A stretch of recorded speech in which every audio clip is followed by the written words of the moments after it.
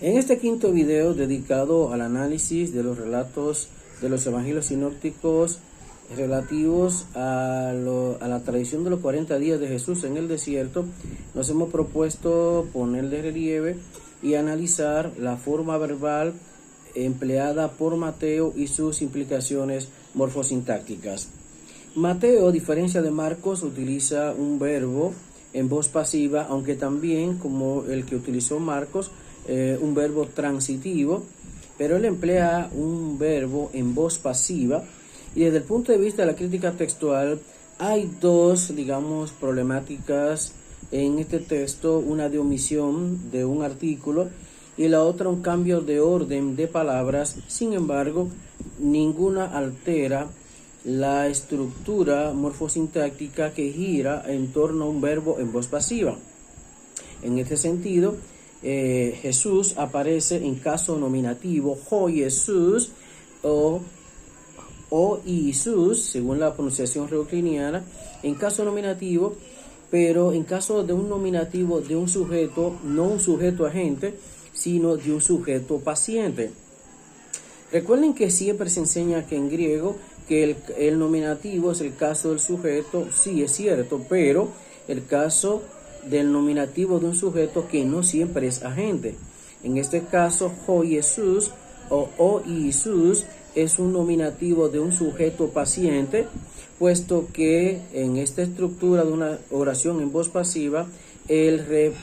responsable de la acción verbal, de la forma verbal anekfe o anikthi, según la pronunciación reocliniana, es la figura del espíritu, que aquí, por razones sintácticas, aparece en genitivo tu neumatos, según la pronunciación erasmiana, o tu nefmatos, según la pronunciación reocliniana. En resumen, según la estructura morfosintáctica, obviamente que tiene implicaciones morfosintácticas y que gira en torno a un verbo en voz pasiva, Mateo difiere de Marcos en cuanto al verbo empleado, difiere en cuanto al tiempo empleado. Mateo emplea un tiempo auristo primero voz pasiva del verbo anago, guiar, conducir, a diferencia de Marcos, que era un verbo presente y en voz activa. Luego, tiene que ser lógico, Mateo emplea entonces la palabra espíritu en el caso genitivo, porque precedida de la preposición hipo, independientemente de cómo se interprete la figura del espíritu, el espíritu aquí es señalado como el agente responsable de la acción verbal de guiar y conducir a Jesús al desierto. Por supuesto, en el caso de Marcos, la figura del espíritu apareció en caso nominativo por ser un sujeto agente, pero en el caso de Mateo como complemento agente por girar como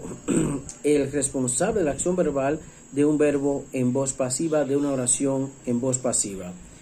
Concuerda Mateo con Marcos, a pesar de usar una forma verbal en una voz pasiva y usar otro verbo y una estructura sintáctica distinta. Coincide en Mateo en que tanto